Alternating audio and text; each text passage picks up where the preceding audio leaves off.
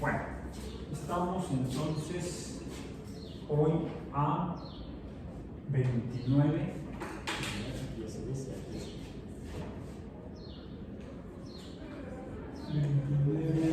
de mayo de 2025 sí, de repente ahora me confundo con lo del próximo mes. Y matemáticas 1. El último trimestre, el 25 pero primavera, en el que se imparte en la División de Ciencias Biológicas y de la Salud de cursos de la web de Matemáticas 1. Le cantamos las golondrinas. Lástima que terminó el festival. Cortinilla de ser unas caricaturas de nosotros. Bueno, ok. Hablamos de los números como símbolos o signos que representan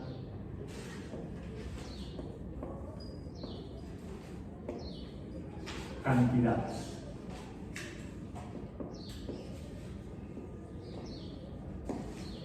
Decíamos que tenemos evidencia de que los humanos contaban determinadas cantidades desde hace miles de años. Así entonces, quizá el primer uso que se le dio a los números fue contar cosas en la naturaleza. También mencionamos que los humanos, otra cosa que empezaban a hacer también hace mucho tiempo, habrá evidencia en los textos antiguos de que hace miles de años ya le daban nombre a las cosas en la naturaleza, por ejemplo a la fauna y a la flora. Como mencioné una anécdota, el problema es que luego en un lugar a una cosa le dicen una manera y a una cosa en otro lugar le dicen otra manera. Y fue por eso que Carl von Linné, hace 300 años aproximadamente, se le ocurrió poner orden, al menos inicialmente, en la identificación de las plantas, de la botánica. Hizo la primera taxonomía botánica o organización o clasificación de las plantas. Habríamos dicho, podemos decir entonces que representó de alguna manera los conceptos de la botánica, las plantas, y encontró que había diferentes tipos de plantas, entonces tuvo que organizarlas. Unas se parecen a unas, otras se parecen a otras, y de esa manera empezó a organizarlas. Podríamos decir que lo que hizo Linneo, vamos a ponerlo con otro color para que lo distingamos de los números. Linneo organizó inicialmente plantas por sus características.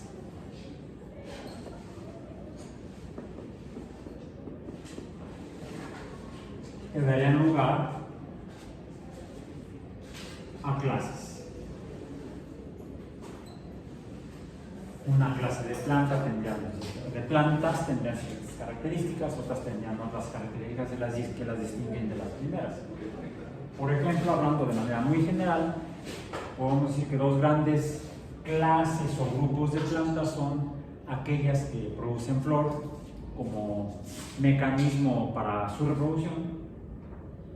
La semilla se produce en una flor que luego da lugar a un fruto y de ahí sale la semilla.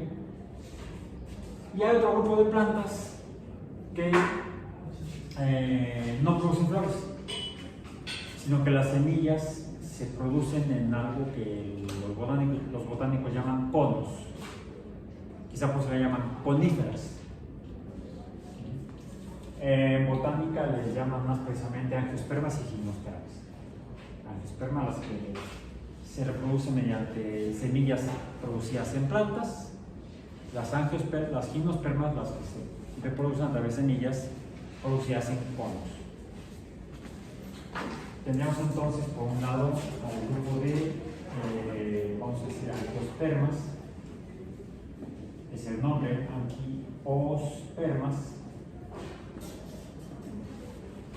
Y por otro lado tendríamos a las gimnospermas.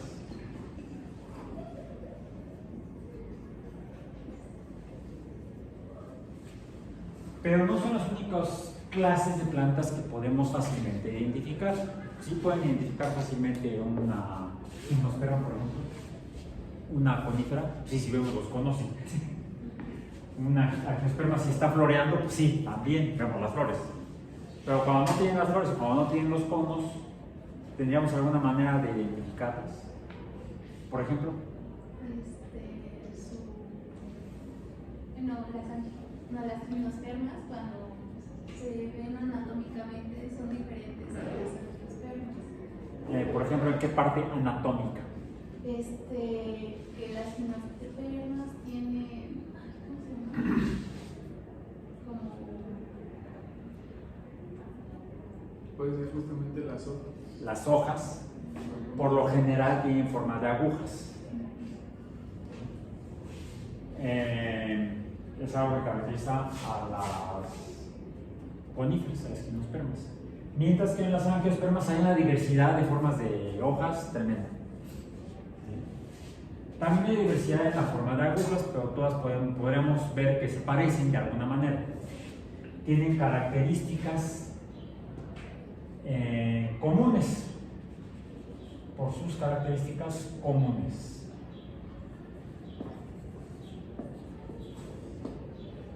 Y que las distinguen de otras. Pero a su vez, estas dos grandes grupos de plantas tienen algo en común, que las distinguen de otras plantas que no tienen esa característica que asemeja, que nos permitirá agrupar en un mismo grupo o clase a estas dos grupos. Podemos saber que estos son subgrupos de un grupo mayor o subclases de una clase mayor. Si recuerdan alguna de esas características que hace que estas las podamos poner juntas, ¿cuál? Pues son plantas vasculares. ¿Y eso qué es? Bueno, A mí háblame en español, no en botánico. bueno, que pues justamente tienen un sistema vascular que es el gimnosperma y Y bueno, ¿y qué es un Sí, sistema? perdón, Me contestaste igual con lo mismo, hasta parece político. bueno. O también No me responde. La semilla, ¿no? No, síguete con lo de la parte vascular. ¿Por qué es vascular? ¿Qué es un sistema vascular? ¿De qué está hecho un sistema vascular? Es más, nosotros tenemos sistema vascular y no somos ni coníferas ni... Bueno, algunos son medio plantas, y otros son muy verdes, pero tenemos también un sistema vascular. ¿De veras? ¿Cuál es? ¿Qué es el sistema vascular? ¿Qué son los básculos?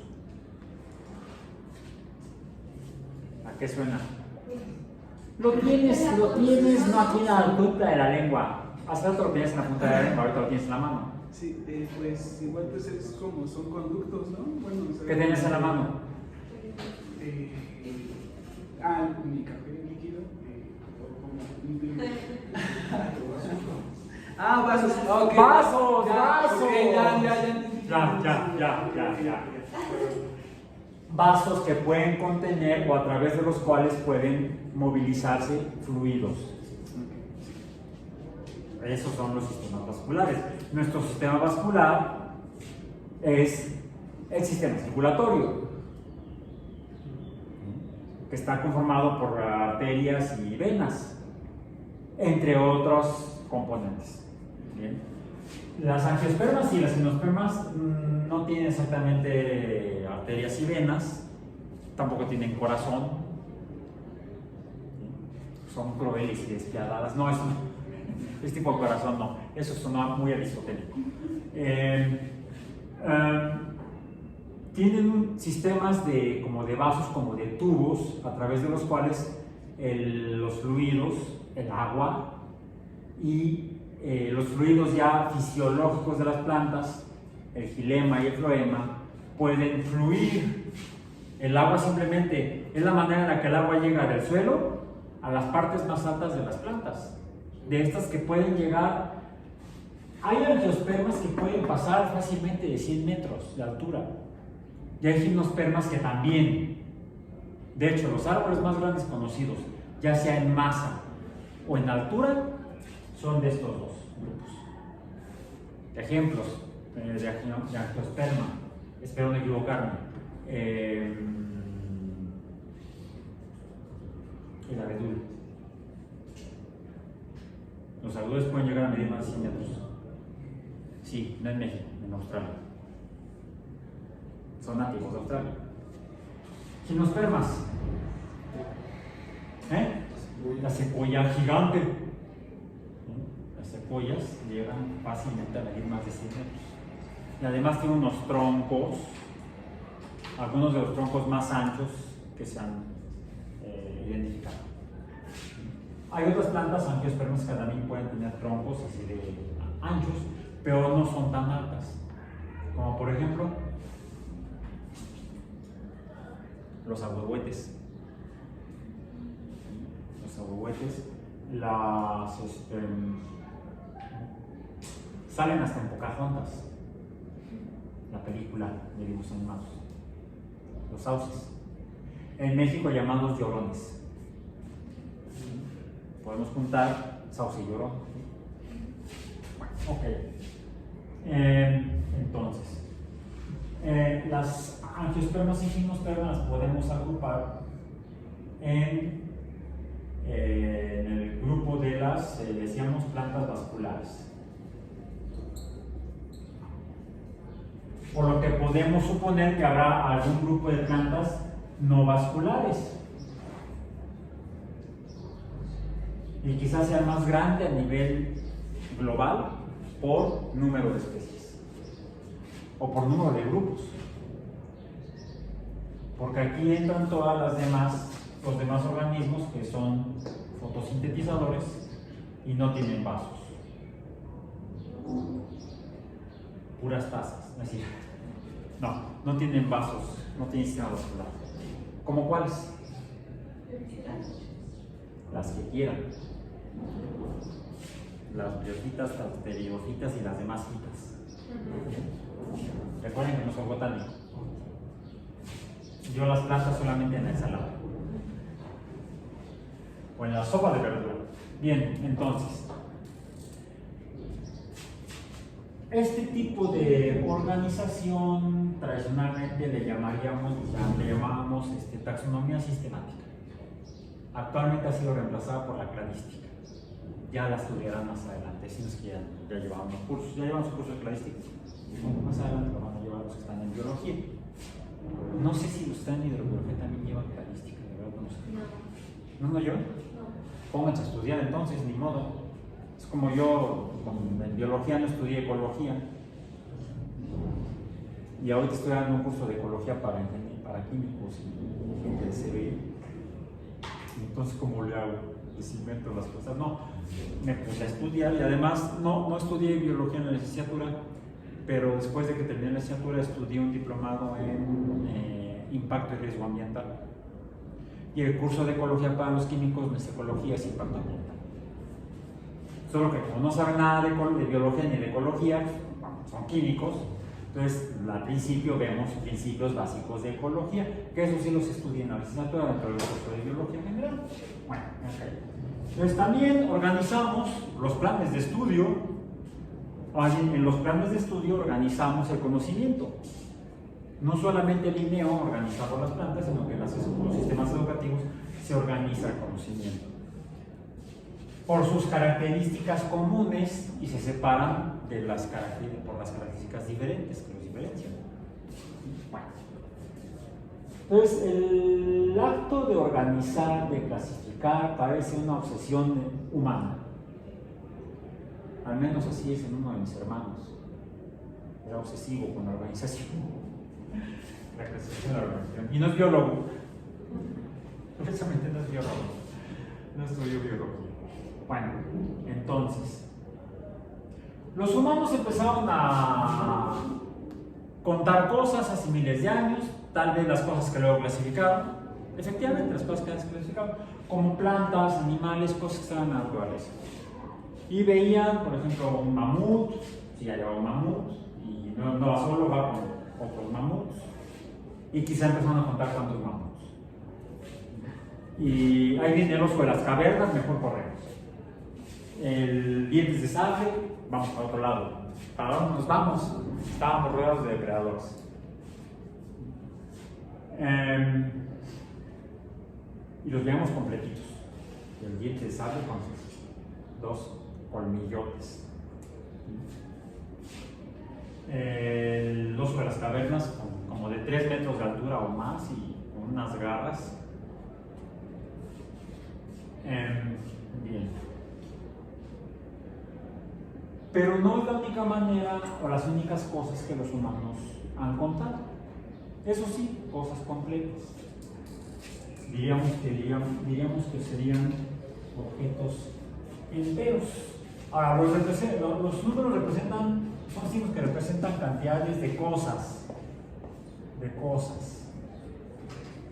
cosas? Pues las que hay en la naturaleza. ¿Sí? Los objetos naturales.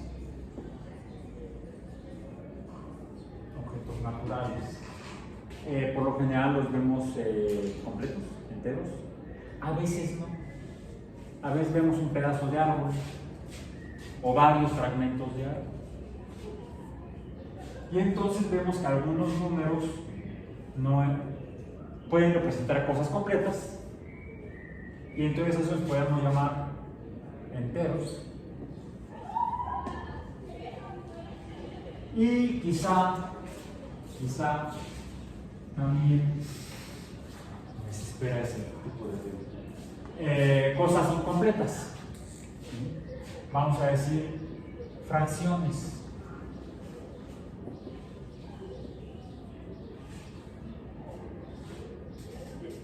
Y entonces podríamos ver que tal vez hubiera diferentes tipos de números. Efectivamente, los números naturales son aquellos que sirven para contar cosas en la naturaleza. ¿Cuáles números pusimos ya como ejemplo de estos números? La representación que usaban los romanos, los números naturales serían el 1, el 2, una cosa, 2 cosas, 3 cosas. Decíamos que le hacían así con 4 cosas, con 5 cosas, con 6. Me voy a venir hasta acá y pongo 3 puntos, entonces llego hasta el 10.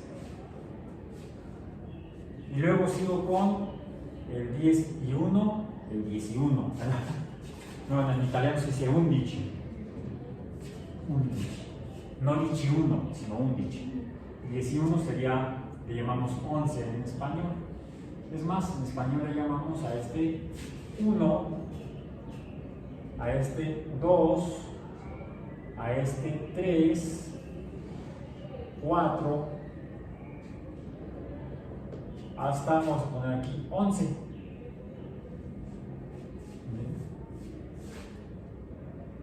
Tenemos entonces diferentes signos que representan a las cosas por su representación, ya sea gráfica a través de rayas, a través de puntos, como mostramos que lo hacían los mayas, o a través de palabras, que a su vez las palabras son otros signos que representan. Una palabra es una agrupación o conjunto, agrupación de otros símbolos. Esta es una curva así, como la cuerda con que siempre saltas tú, la letra U, decía la canción.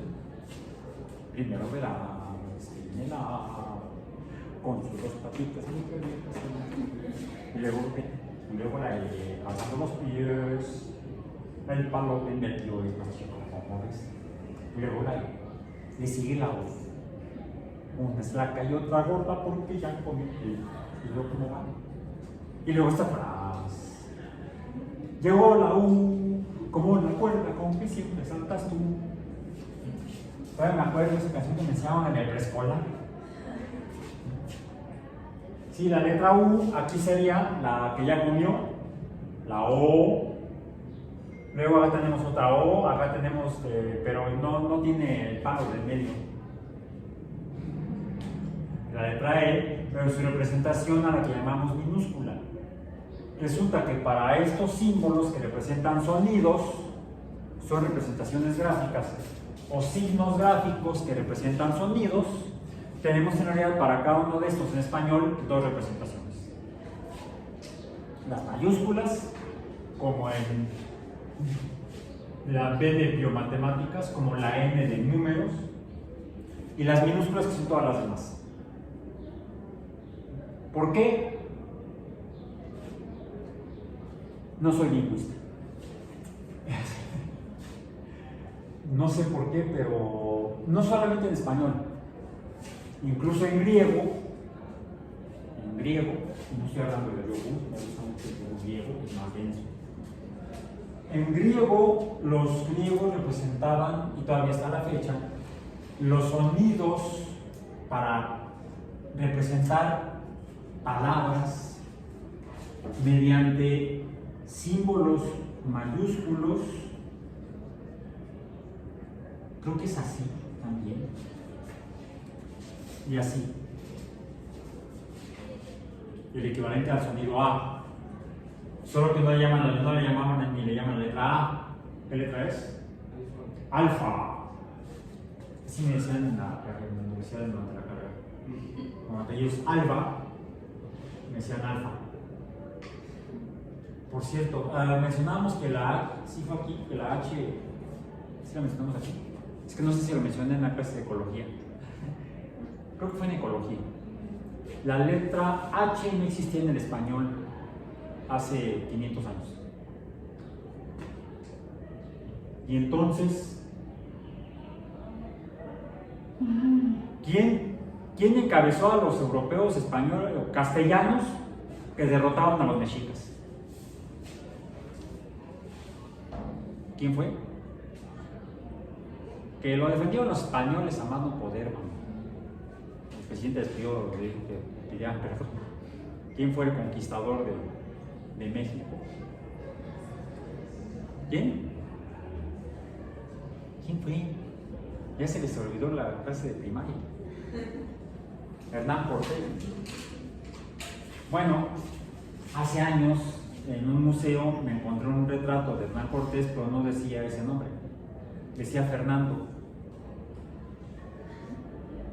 Fernando Cortés y de Monroy. Ese era su segundo apellido, de Monroy. Fernando Cortés y de Monroy, escrito así con letras de español de aquella época. No había H. Entonces, las lenguas van evolucionando y la H se transformó en F. En algunos otros idiomas que usan el mismo alfabeto que usamos nosotros, el alfabeto latino, decimos, no el griego, sino el latino, los romanos, representan, vamos a decir, tienen incluso casi las mismas letras en el alfabeto completo, desde la A hasta la Z.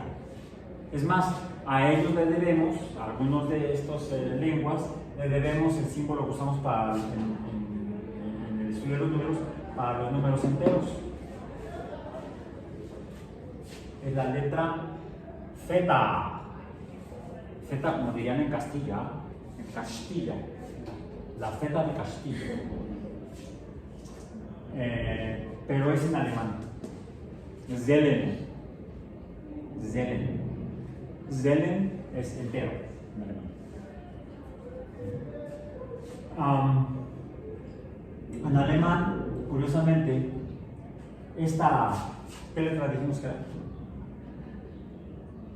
Dijimos que es el número 5, ¿verdad? Tomando. Pero ¿a qué letra se parece? A la V, la de mi apellido, Alba. ¿Sí?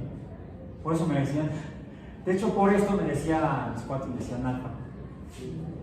Porque la V en alemán no suena V, Por ejemplo, el bocho, el carro, el bocho, ¿qué marca es?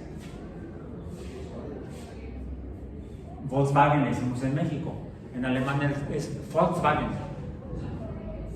Volks como F, Wagen. ¿Vale? ¿No sabías?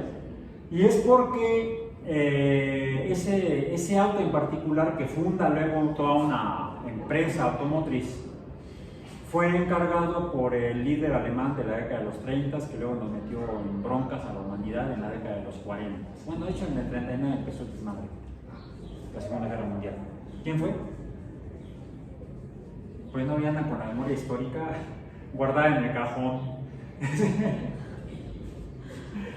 Adolf Hitler. Bueno. Adolf Hitler le ordenó al ingeniero Porsche, al fundador de la marca de autos Porsche, que diseñara un auto para el pueblo. Un auto que fuera tan bueno como los Porsche, pero más barato. Algo así como serían los sindicatos. Lo mismo, pero más barato. Y le pusieron ese nombre. Carro, vehículo, en alemán es Wagen. Wagen. Ah, por cierto, Wagen. ¿Y cuál es la letra? La W. Porque la W que nosotros lo usamos para Wilfrido o para Oye güey, ¿sí? Para tu cuate, ¿sí? Que lo escriben con W. En alemán no funciona, no suena como U. Fíjense, en español tenemos dos símbolos para el sonido U. La de la cuerda como la que saltas y la W. Bueno, en alemán ni siquiera le llaman W. Le llaman doble B. La W suena como V. Por eso es Wagen. Y la V, la sencilla, no suena en alemán como V en español, como V de vaca, sino que suena como F de Fernando. Entonces, por eso que es Volkswagen. Entonces, mismos símbolos fonéticos, gráficos, mismos símbolos gráficos para sonidos fonéticos pueden ser diferentes. Pueden representar en diferentes idiomas diferentes cosas, en este caso sonidos. Esta letra, más bien este símbolo, como número romano representa el número 5. Como letra en español representa el sonido de vaca. ¿Sí? Pero en alemán suena como F, como Volks, como Volk, pueblo. Por eso es que el vehículo se llama Volkswagen, vehículo del pueblo. La W, que no se usa para los números, no la usamos para los números romanos. En español funciona o suena como la U, representa el sonido U. El objeto al que representa o la cosa a la que representa es un sonido. El signo es la horquilla, vamos a decir. Horquilla con el hoyo para arriba, que es importante en matemáticas.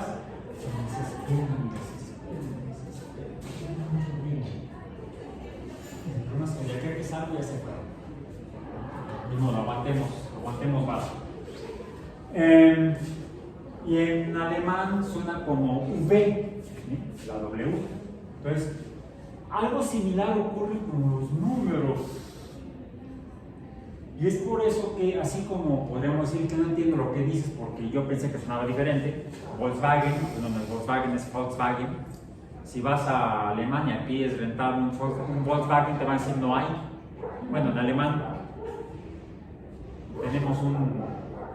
tenemos un de otra marca alemana de autos. ¿Cuál les gustaría? Otro que también tiene la misma letra, la W. Nada más con 3 letras, no 2. ¿Cuál es? También hacen motos. La BMW diría por ahí, aquí no. Llega tu cuate presumiendo que se compró carro nuevo y trae un BMW. se va a Alemania para presumir su carro y le dice, tengo un BMW en alemán. Y va a decir, no, eso no existe. ¿Por qué? Porque en alemán es BMW, no es W. Recordemos que la W no existe en alemán, lo que existe es la W. Para ellos le llaman W a nuestra W. Y además suena diferente. A nosotros suena U, a ellos suena B. Es un desmadre. Lo mismo puede ocurrir en matemáticas. Lo mismo ocurrió hace 500 años en Europa con las matemáticas. Quizá antes, cuando los árabes llevaban los números indios a Europa para los intercambios comerciales, para el intercambio de mercancías, para el mercado, para los mercaderes, llegaban a Venecia. Ahí está una obra de teatro de, creo que es de, el mercader de Venecia es de Shakespeare, creo. Y resulta que los europeos son muy desconfiados de los árabes. No me quiere ver la cara, me va a engañar. Árabe tenía que ser. Por cierto, mi familia es de ascendencia árabe. Te lo ven tus baratos paisanos. Sí, hay muchos mercaderes árabes que llegaban a hacer transacciones y a intercambiar con monedas, mercancías con los europeos. Todos los europeos le daban el valor numérico a sus monedas en números romanos y hacían sus cálculos, como les mencioné. Copérnico los hacía con números romanos. Los árabes usaban los números indios y podían hacer los mismos cálculos más rápido. Y entonces los europeos desconfiaban de ellos. ¿Cómo le hacen? Me está haciendo trampa. De entrar a esos signos raros que me presentan, estas cosas de acá, quién sabe qué sean. A mí pónmelo por escrito. De que no me está haciendo. O me lo pones en romano o me lo pones por escrito. Y después de 500 años seguimos traumados. Traigo la evidencia aquí. En mi billetera. En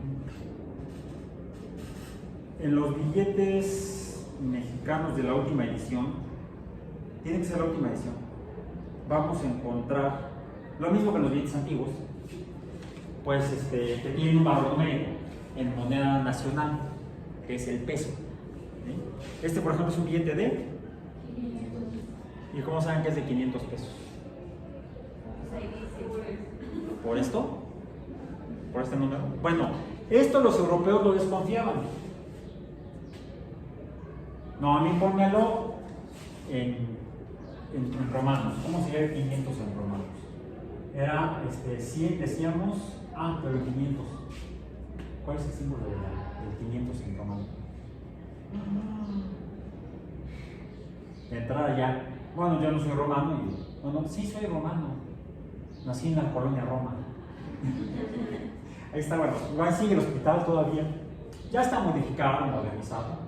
Está en la esquina de la avenida Insurgentes y Chilpancingo.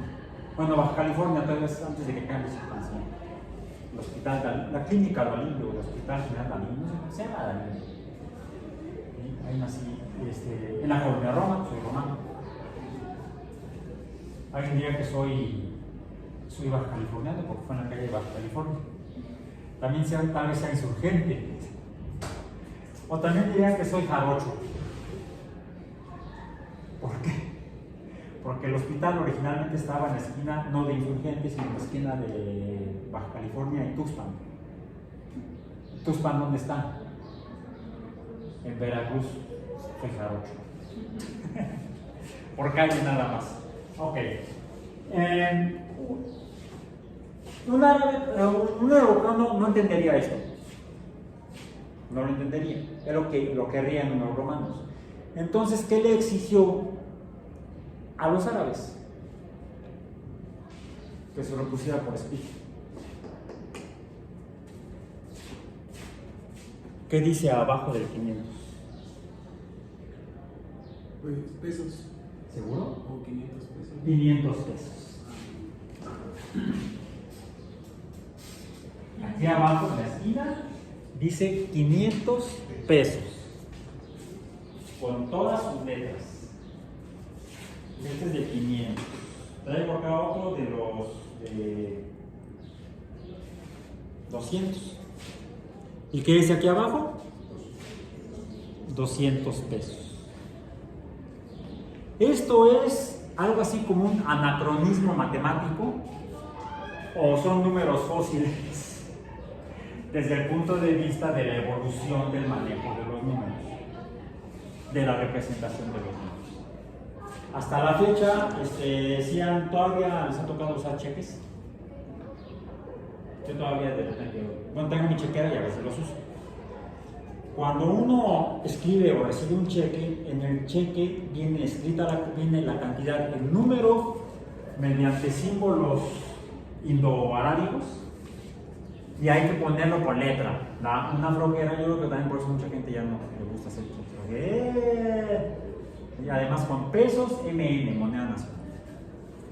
Y lo vemos también traigo de 50 y con cuenta también. ¿Y qué dice aquí? Aquí está arriba, en la esquina de arriba, ¿qué dice? 50 pesos. Entonces, hay muchas formas de representar números, pero hasta esto estaremos hablando de números enteros, porque si rompo el billete ya no vale. Este no funciona más que como número entero. ¿Bien? Por cierto, también además de servir para matemáticas, los billetes de la última edición mexicana también sirven para estudiar ecología. ¿Se han fijado? Bueno, podemos seguir estudiando la historia, repasando la historia. Aquí está ¿cómo le decían? ¿O cómo le dicen? El benemérito de las Américas, Benito Juárez. Viene aquí la batalla del 5 de mayo, creo que es. ¿Sí? No sé, mi letra ya no da.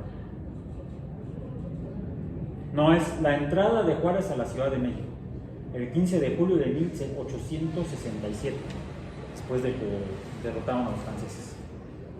Esto sería historia. Y lo que está al otro lado es... ¿Sí se habían fijado? Una ballena gris.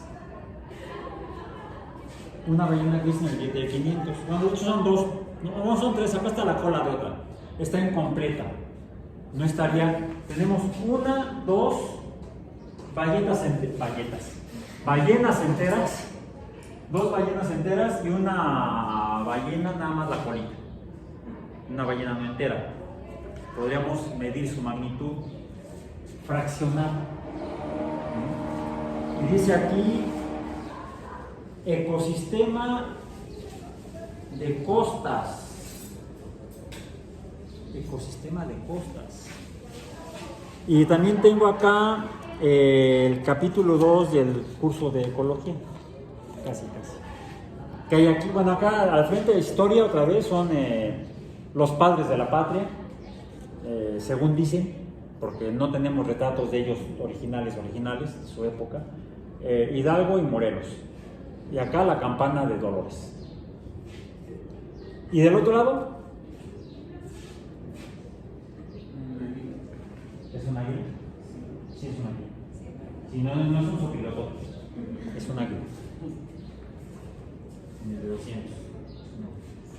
Y dice aquí ecosistema de desierto y matorrales. Cada billete de denominación de 20 pesos hasta 500, creo que hay 20 pesos también, tienen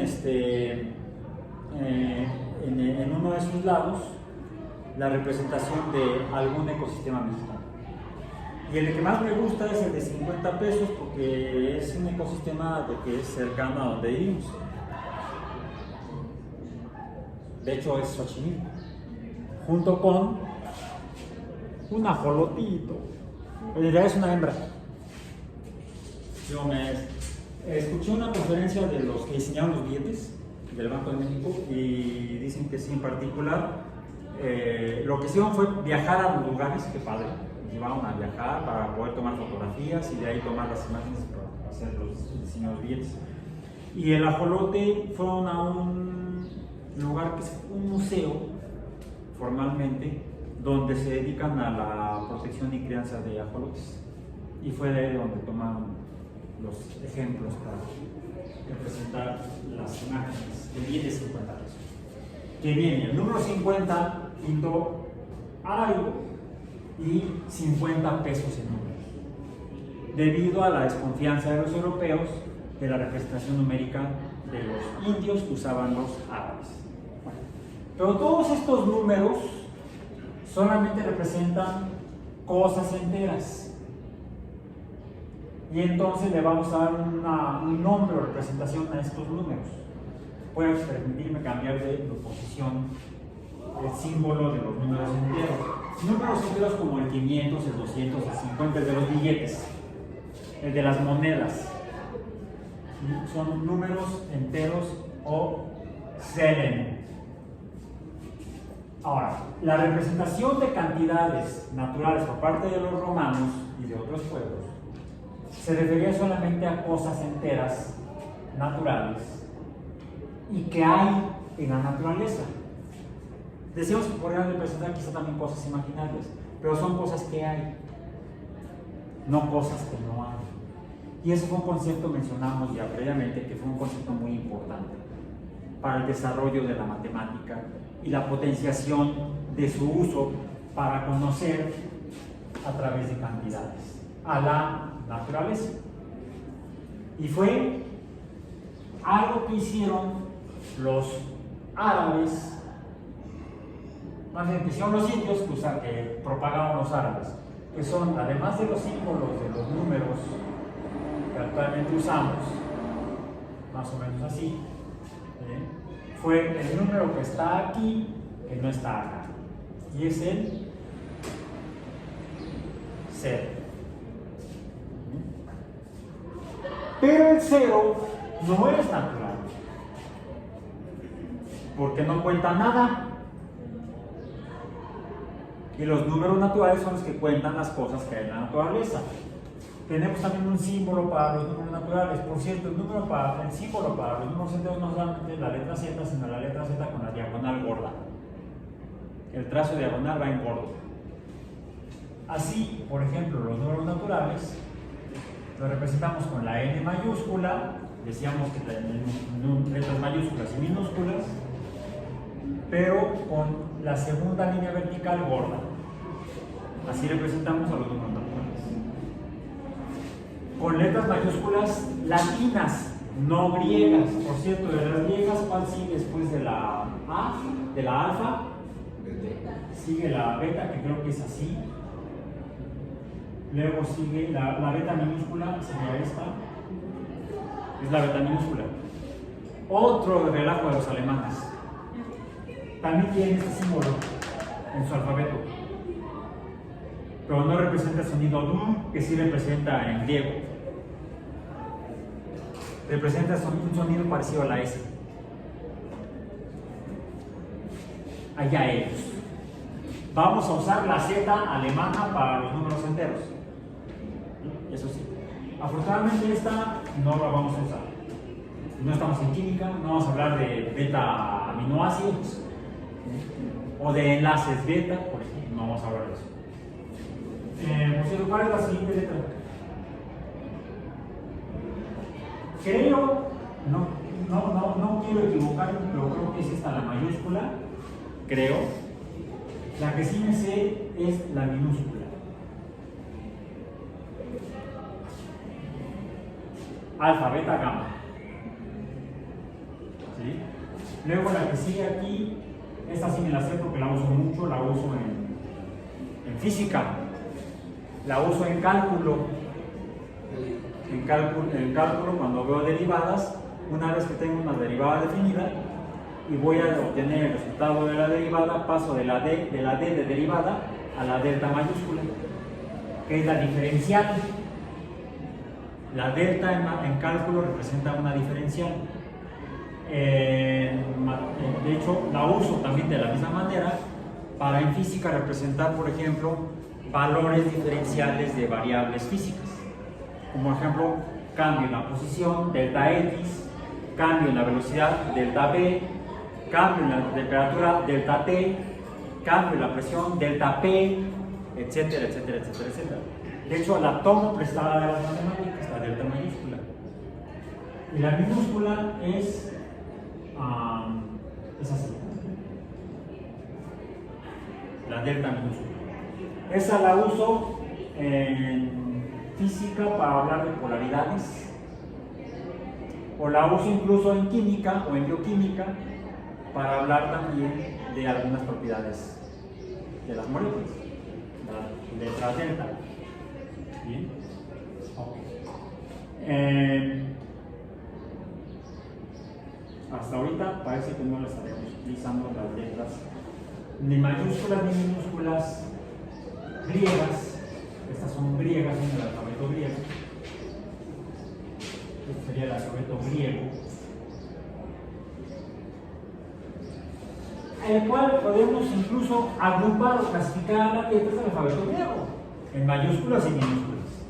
Lo mismo podemos hacer con el alfabeto latino, mayúsculas y minúsculas, que es el que estamos usando para poder darle representación con signos a los grupos de números. Los grupos son los que contamos, los grupos de números con los que contamos cosas son los números naturales. Cuando son cosas completas hablamos de números enteros, cuando son números completos, números enteros.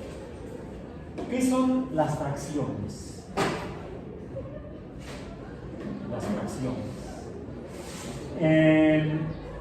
Quizá el nombre sea más fácil entenderlo si nos referimos a otro grupo de números que ya lo mencionamos en la sesión pasada, que son los números irracionales. Algunos interpretan como en el documental que les recomendé del número 1. ¿Ya lo vieron? ¿O sí ya lo vieron? ¿Sí? Donde Terry Jones, el presentador, que él era un comediante inglés, se refiere al estudio que hacía Pitágoras de las proporciones de este triángulo en particular. Un triángulo que se define porque tiene un ángulo de 90 grados y dos ángulos distintos a 90 grados.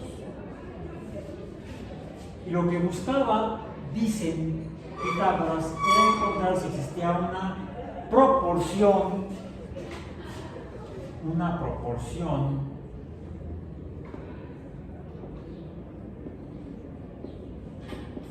que se pudiera representar con los números que usaban en esa época, que ya eran los romanos,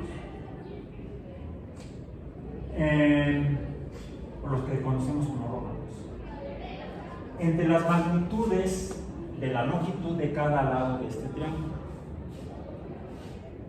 Una forma fácil de obtener esto es si consideramos un triángulo que tenga un lado a 90 grados, uno de los lados con una magnitud de 4, si no me equivoco,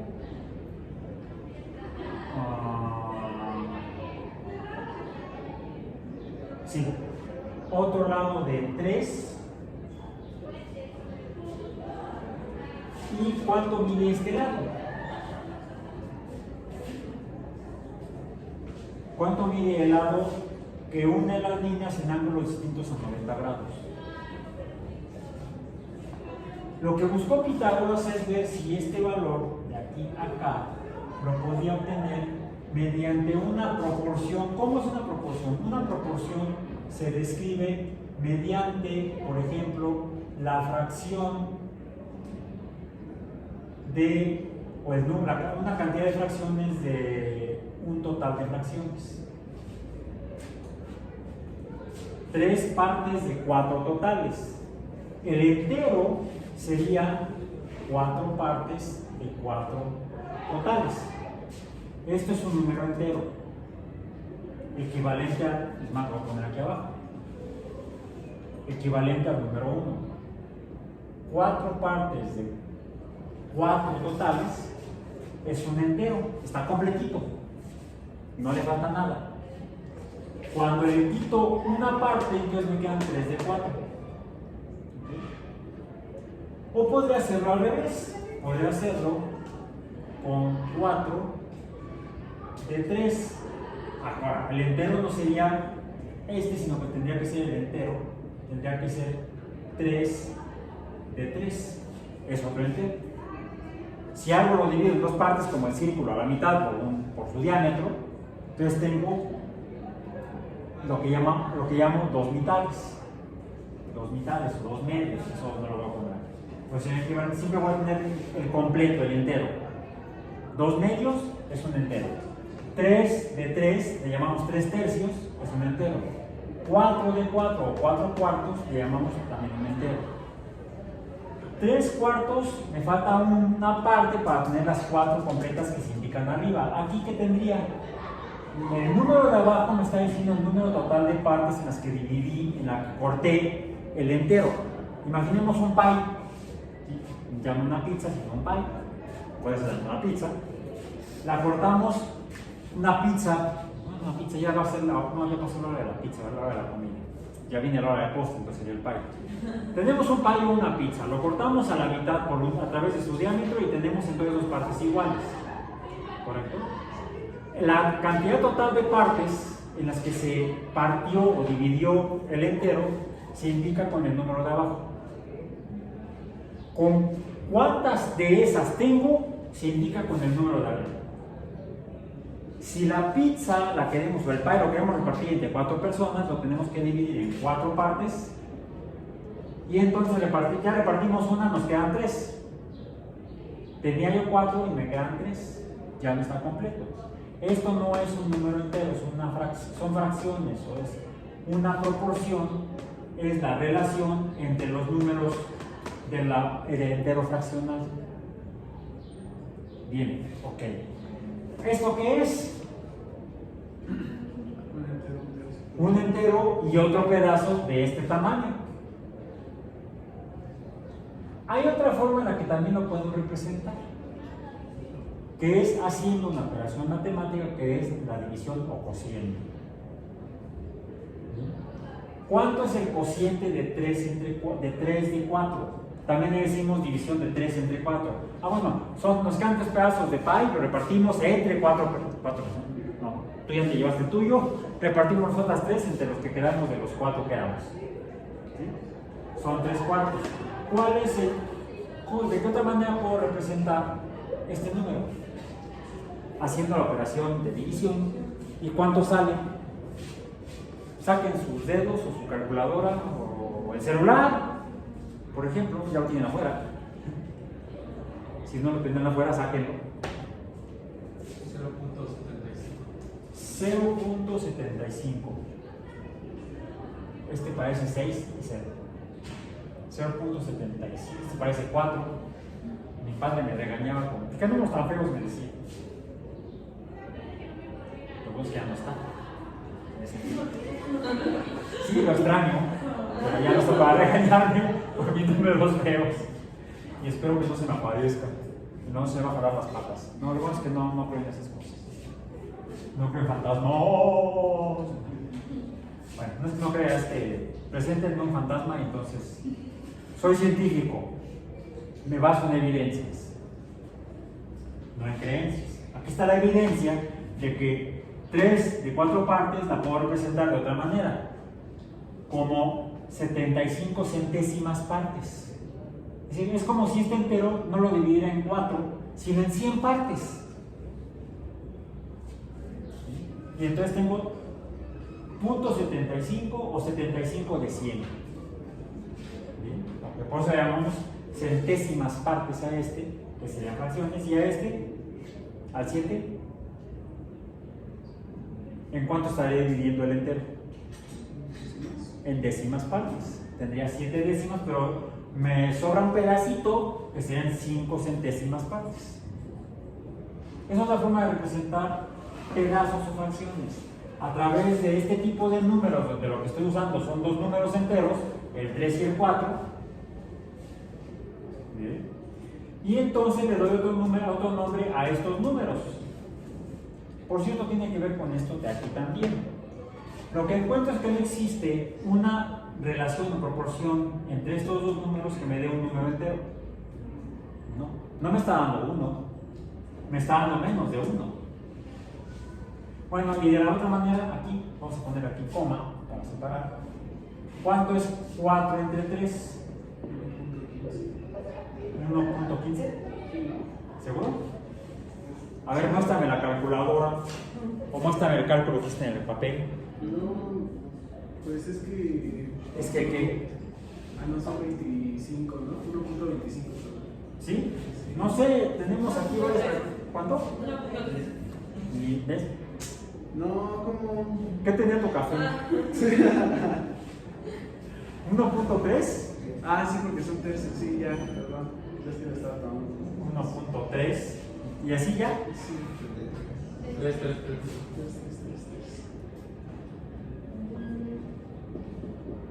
Esto está loquísimo. No consigo un número entero en las proporciones de un triángulo rectángulo de estas magnitudes. Sin embargo, yo sé que este debe ser de 5.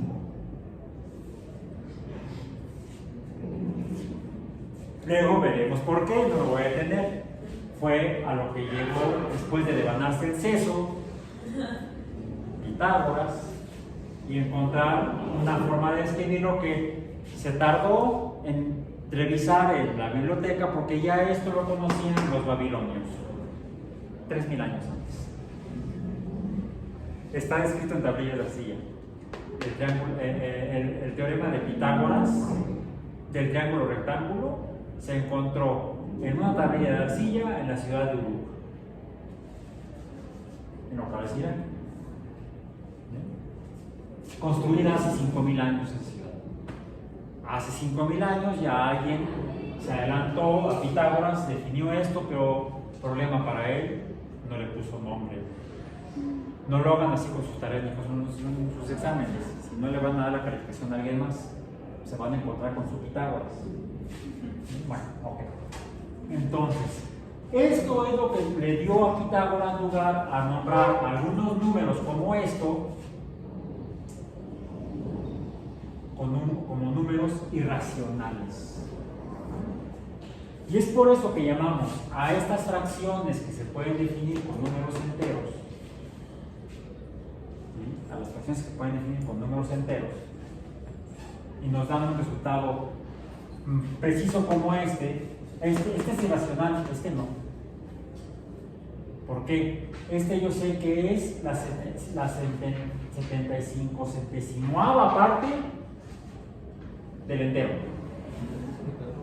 Como si corto a la mitad, un medio es igual a, en esta representación, en representación decimal, 0.5. Y hasta ahí ya no hay más 5 después. El punto 5, el punto 75, como tal, no son números irracionales, sino que son números fraccionales, proporcionales o racionales. A los que vamos a representar con la pinche palabra en inglés. Quotient, cociente. No ratio, porque es otra forma en la que podemos llamarlo. Fracción, proporción, razón, o cociente o división. Y usamos la Q de quotient con la curva izquierda gorda. Y a los números irracionales, nada más por no dejar, los vamos a presentar con la misma Q, el lado izquierdo gordo, pero con un asterisco arriba a la derecha. Es la representación de los grupos de números que tienen características comunes entre sí. Los números naturales, ¿cuál es su característica común? Sirven para contar cosas naturales. Los números enteros cuentan cosas enteras. Los números racionales y los números irracionales no cuentan cosas enteras, ya sea pedazos de cosas o cosas y pedazos. No son números enteros. Y esto nos lleva entonces a la necesidad, bueno, les llevó a los matemáticos en el siglo XIX, segunda mitad del siglo XIX, a desarrollar un trabajo equivalente al que hizo Linneo 200 años antes. 200 años antes respecto a los matemáticos que estaban metidos en este berenjenal. Uno de ellos, por cierto, era, también escribió cuentos. Se llamaba Charles Ludwig Dodson. ¿Te suena? ¿Te suena? Y escribía cuentos para niños. Niñas, en realidad. Luego lo acusaron de pedofilia.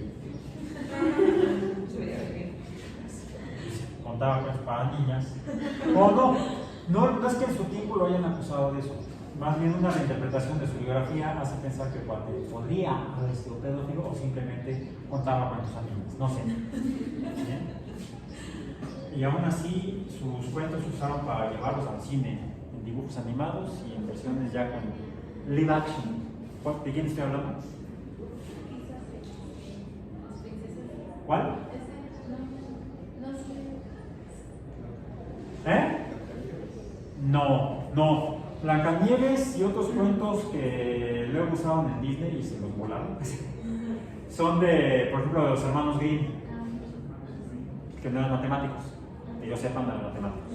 No, y además eran, creo que eran holandeses, creo que eran de los Países Bajos o belgas, por ahí los hermanos Grimm, si me equivoco. No, estoy hablando de el autor de Alice in Wonderland. Alice en el País de las Maravillas. No es Tim Burton. Tim Burton se hizo una versión con actores. Tampoco es Walt Disney. Aunque le gustaban mucho las matemáticas a Walt Disney. Estoy hablando de Lewis Carroll. Lewis Carroll trabajó en las matemáticas relacionadas con los números. Hubo un buen número de matemáticos europeos, principalmente alemanes y holandeses. Alemanes, porque ahí se usaban letras en alemán para nombrar algunos grupos o conjuntos de números. Por eso es que surgió lo que llamamos la teoría de conjuntos numéricos, plantada principalmente por un alemán de nombre Jorge, un alemán, Cantor. Y Cantor nos define a los conjuntos como cualquier colección de objetos determinados y bien distintos de nuestra percepción o nuestro pensamiento, que pueden ser fantásticos, que se denominan elementos reunidos en un todo. Los elementos son, por ejemplo, en el conjunto de las letras del alfabeto griego. Los elementos son las letras mayúsculas y minúsculas del alfabeto griego. Tendríamos el conjunto de las letras del alfabeto griego, que es diferente al conjunto de las letras del alfabeto latino. Porque en el caso del alfabeto griego, por ejemplo, tenemos dos símbolos para un mismo sonido. Por ejemplo, el sonido E, que son la eta y la ota. No, es la alfa, beta, gamma, delta, eta, delta, iota, kappa, lambda, mini, psilon, epsilon, phi, hay otra, que no fue el nombre. Alfa, beta, gamma, delta, eta. Hay dos. Pero aún así también tenemos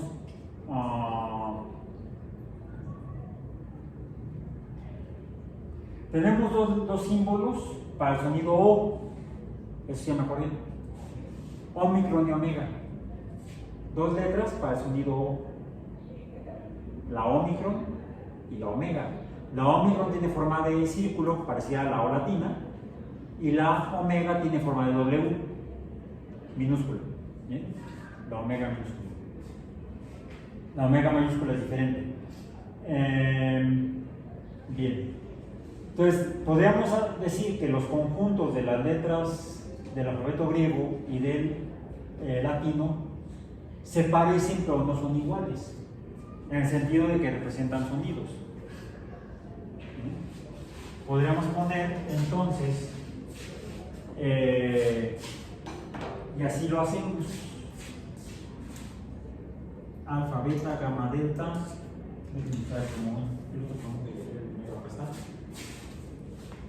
Ah, y aquí no fue de gratis que haya puesto yo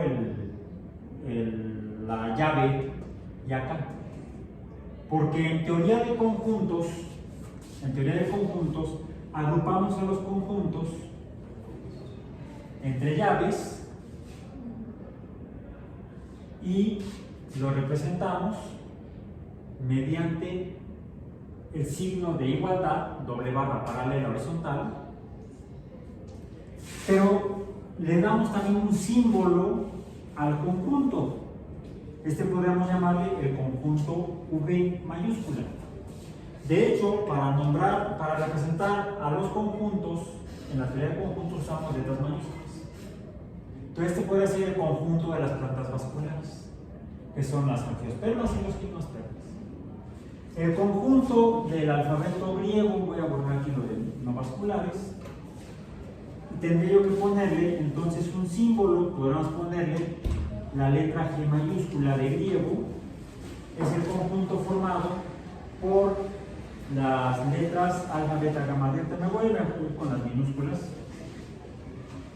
hasta la última, la omega, en las mayúsculas.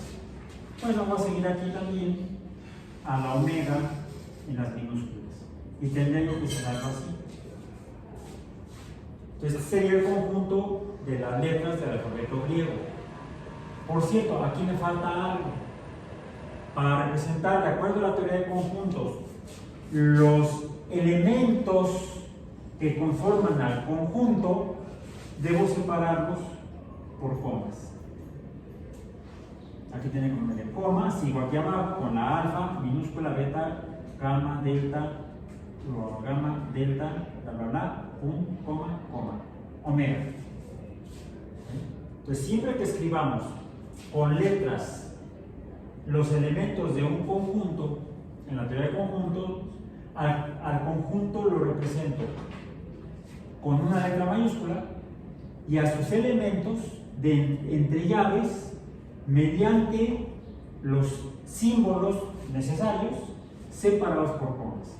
De forma estricta, yo debería usar, por ejemplo, el conjunto A será aquel conformado por la A minúscula, B minúscula, C minúscula, D minúscula, diríamos que hasta la coma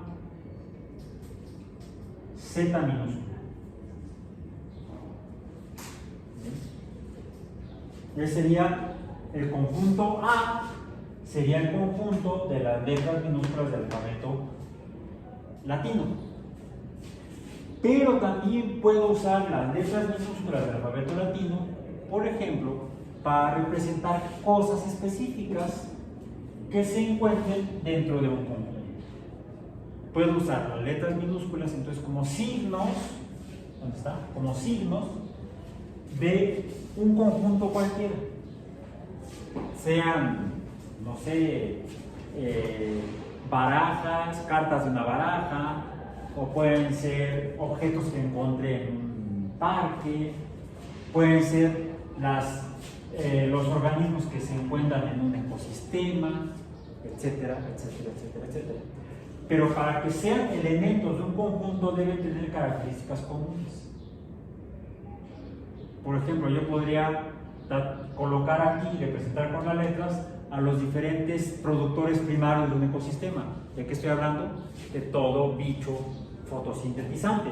No solamente angiospermas y gimnospermas, sino hasta bacterias fotosintéticas.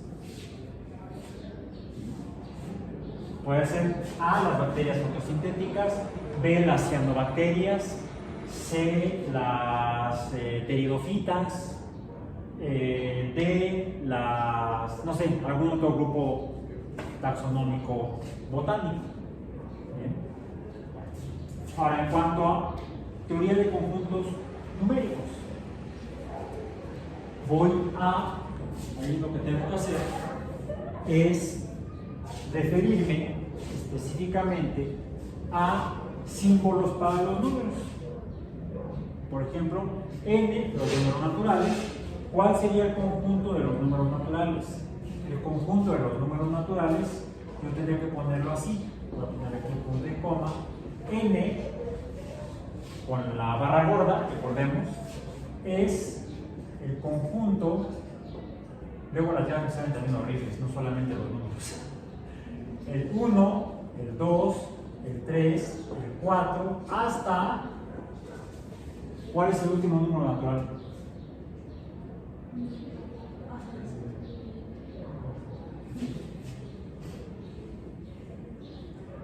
Estrictamente el conjunto de los números naturales es un conjunto de infinita cantidad de elementos. Entonces podríamos tener en este sentido dos tipos de conjuntos, incluso numéricos.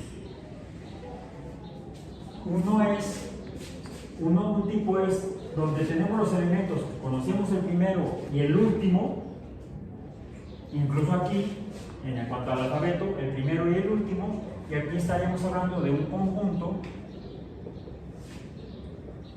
finito.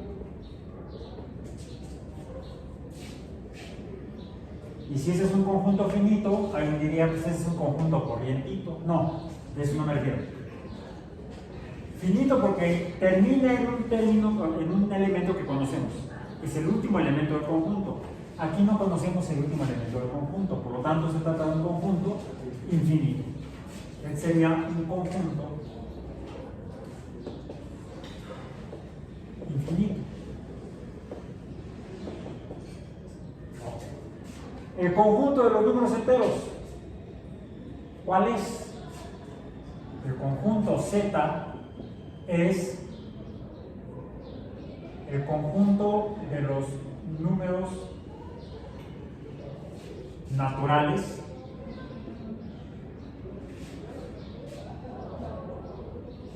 y también los negativos de los números naturales.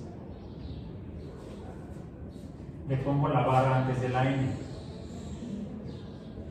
Estos no son números naturales. Los números barra n no son números naturales, aunque esté usando la n. Este es un símbolo completo que me representa los números negativos que no son naturales. El 0 tampoco es natural.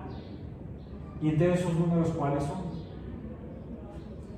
Es el conjunto de los números reales, que es, ay, cada vez sale peor las llaves, ya teníamos que terminar la clase, si no, voy a terminar aquí en lugar de con llaves con candados.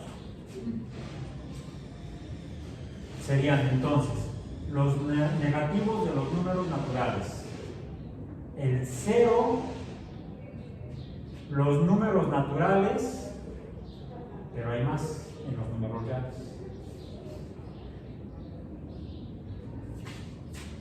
Los números racionales, los números irracionales y los números imaginarios.